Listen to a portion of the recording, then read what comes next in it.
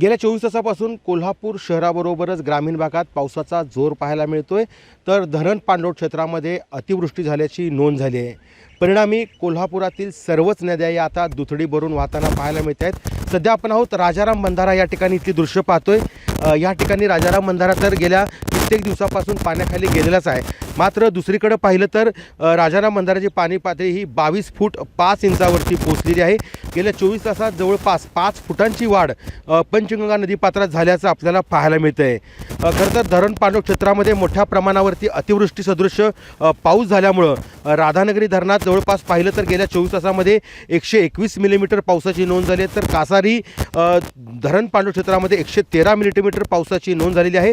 पाटगावमध्ये 120 millimetre तर कोदे लघु पाटबंधारे प्रकल्पामध्ये 143 मिलीमीटर अशा अतिवृष्टी सदृश पावसाची नोंद झाली आहे। त्यामुळं जिल्ह्यातील सर्वच नद्या या दुथडी भरून वाहताना पाहायला मिळतात। जवळपास राजारामसह 26 बंधारे आहेत ते पाण्याखाली गेल्यामुळं वाहतूक मोठ्या प्रमाणावरती विस्कळीत झालेली आहे।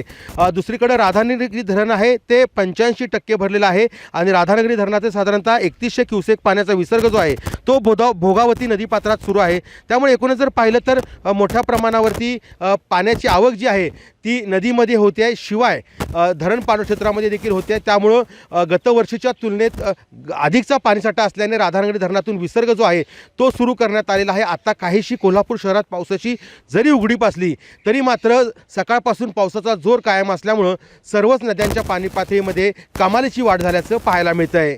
सतेज औंधकर, लोकशाही मराठी, कोल्हापूर। लोकशाही मराठी ऐका, पहा, जागरूक रहा।